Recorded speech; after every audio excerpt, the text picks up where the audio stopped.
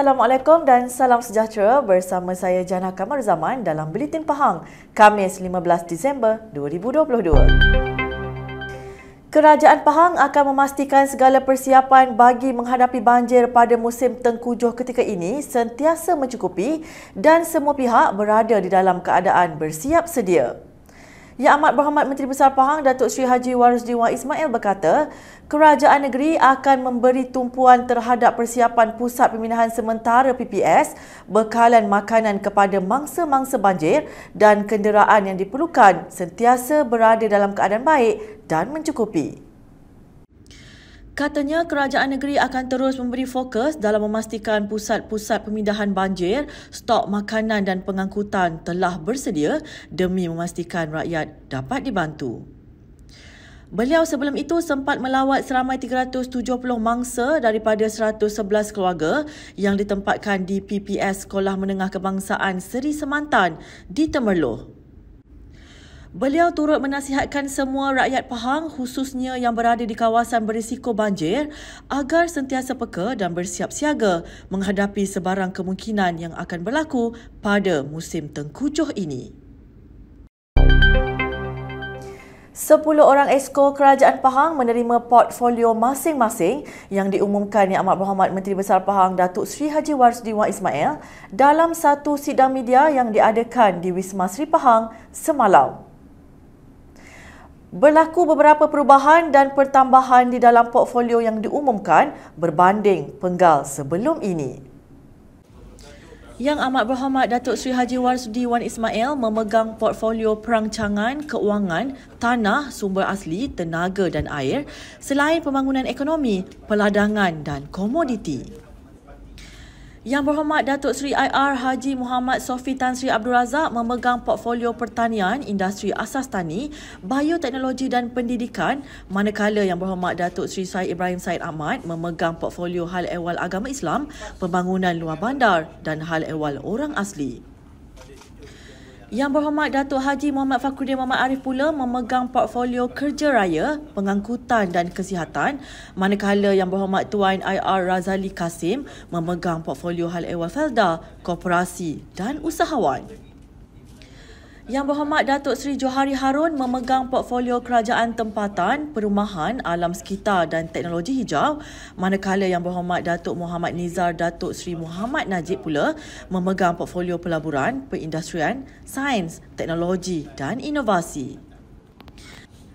Yang Berhormat Datuk Sabaria Saidan dilantik memegang portfolio kebajikan masyarakat, pembangunan wanita dan keluarga, manakala Yang Berhormat Encik Fazil Muhammad Kamal memegang portfolio komunikasi dan multimedia, belia, sukan dan badan-badan bukan kerajaan. 2 orang Exco dari Pakatan Harapan PH iaitu Yang Berhormat Encik Sim Chong Siang memegang portfolio hal ehwal pengguna dan sumber manusia, manakala Yang Berhormat Cik Leong Yuman memegang portfolio perpaduan, pelancongan dan kebudayaan.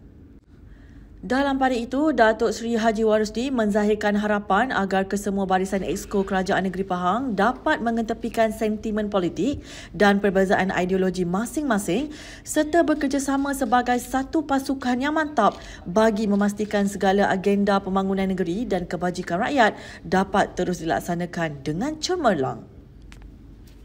Laksanakanlah setiap tugas yang diberikan ini dengan penuh rasa tanggungjawab dan amanah, agar hasrat untuk menjadikan Pahang sebagai sebuah negeri maju akan tercapai.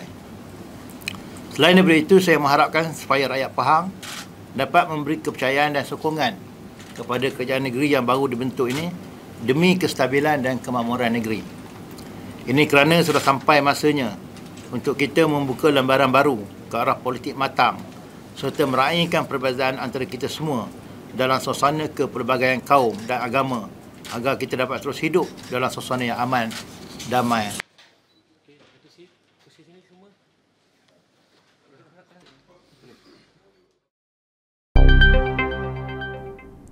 Setiap tugas yang diterima merupakan amanah dan tanggungjawab yang perlu dipikul sebaik-baiknya walaupun cabaran besar jelas terbentang di hadapan mata.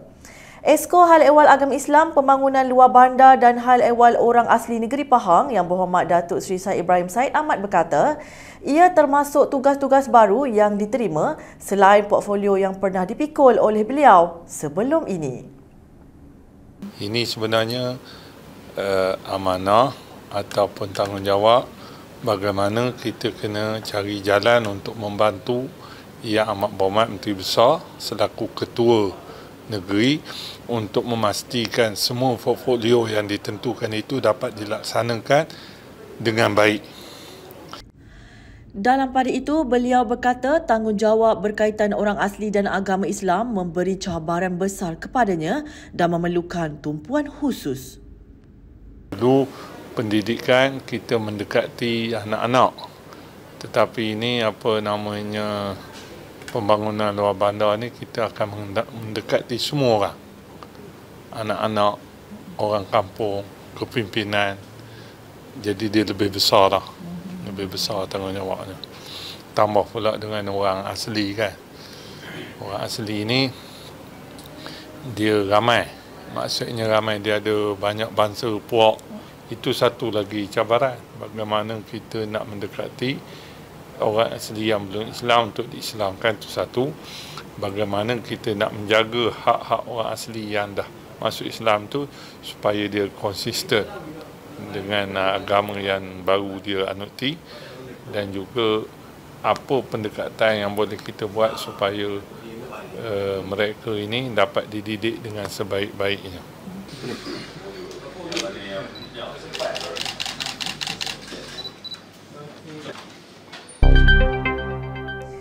Masalah kerosakan jalan yang kerap disuarakan pengguna di negeri ini menjadi antara perkara yang akan diberi tumpuan khusus oleh Esko Kerja Raya, Pengangkutan dan Kesihatan Negeri Pahang.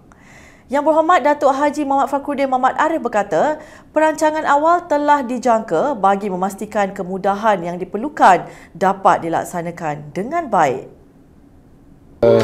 Bahagian pengangkutan, dapat lihat dari segi untuk kita mengadakan penambahbaikan dari segi pengangkutan, contoh pengangkutan awam, dan juga dari segi kesesakan lalu lintas. Contohnya di Bandaraya Kuantan ni, di mana kesesakan lalu lintas ni memberikan masalah kepada pengguna-pengguna jalan raya.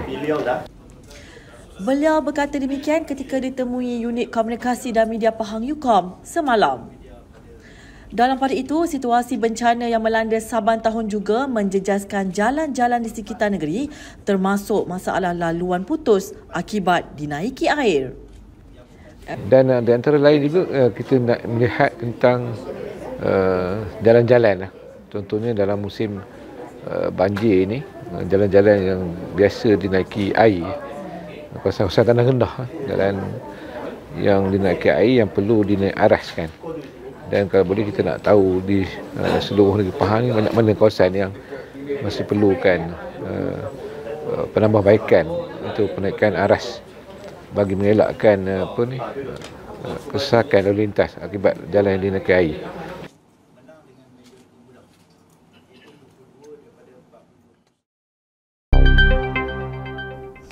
Esko baru Kerajaan Pahang bertekad untuk mendalami dan mempelajari berhubung portfolio yang diamanahkan di atas bahu mereka sebagaimana diumumkan oleh Yang Amat Berhormat Menteri Besar Pahang Datuk Seri Haji Warusti Wan Ismail. Esko Komunikasi dan Multimedia, Belia Sukan dan Badan-Badan Bukan Kerajaan Negeri Pahang Yang Berhormat Encik Fazli Muhammad Kamal berkata, kepercayaan dan keyakinan yang diberikan oleh Datuk Seri Haji Warusti akan dimanfaatkan sebaik mungkin demi rakyat dan negeri Pahang.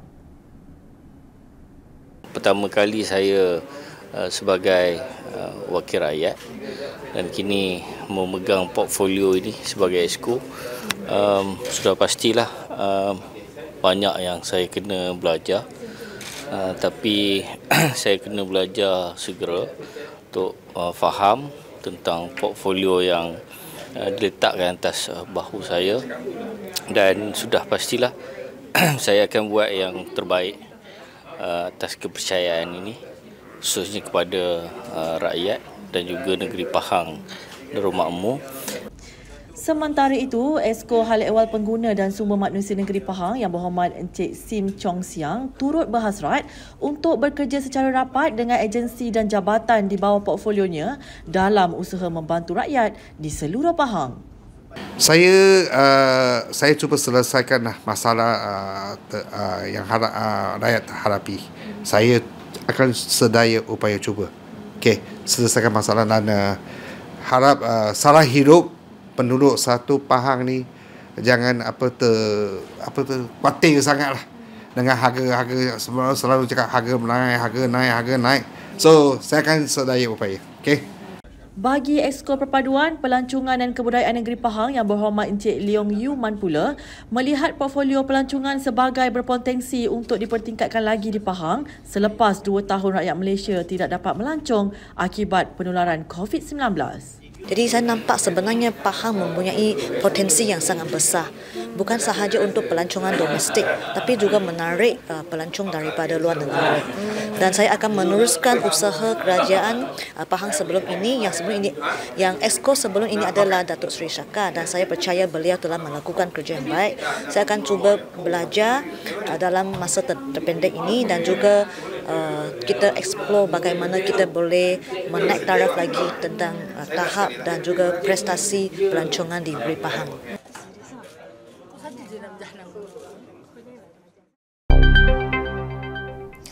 Setiap ahli Dewan Negeri Pahang perlu mempunyai jiwa dalam melaksanakan tugas yang diamanahkan berdasarkan portfolio masing-masing. Exco Kebajikan Masyarakat Pembangunan Wanita dan Keluarga Negeri Pahang Yang Berhormat Datuk Sabariah Saidan berkata, ini bagi memastikan semua kerja berjalan dengan lebih lancar. InsyaAllah saya akan jalankan tanggungjawab tersebut dengan, benda-benda ni kena ada jiwa. Memang dah lama menjiwai benda-benda macam ni, insyaAllah. Saya pun memang Ketua Wanita UMNO Bahagian dan dalam Pahang Ketua Penerangan Wanita UMNO Negeri Pahang. Sementara itu, Exco Kerajaan Tempatan, Perumahan, Alam Sekitar dan Teknologi Hijau Negeri Pahang Yang Berhormat Datuk Seri Johari Harun berkata, portfolio Kerajaan Tempatan dan Perumahan merupakan satu portfolio yang sangat dekat dengan rakyat. Portfolio ini memang bagi saya sangat pentinglah untuk kerajaan negeri dan juga rakyat Pahang. Dan bercerita tentang perumahan, memang sangat banyak perkara yang perlu saya lakukan lah. Dan saya langkah pertama apa yang akan saya buat lepas ini, saya akan terus berjumpa dengan lembaga perumahan lah. Dengan perumahan saya mendapatkan talimat dan juga gambaran tentang perancangan kerajaan negeri lah. Tentang alam sekitar begitu juga. Dan kita terpaksa menyahut orang kata apa, bukan sahaja isu kerajaan, peringkat global pun memang isu alam sekitar ni memang isu yang sangat-sangat diberi perhatian. Jadi ini pun satu perkara yang penting yang saya akan beri perhatian. Dan juga teknologi hijau. Teknologi hijau ni sebenarnya saya nampak more to renewable energy lah, solar, hydro dan sebagainya.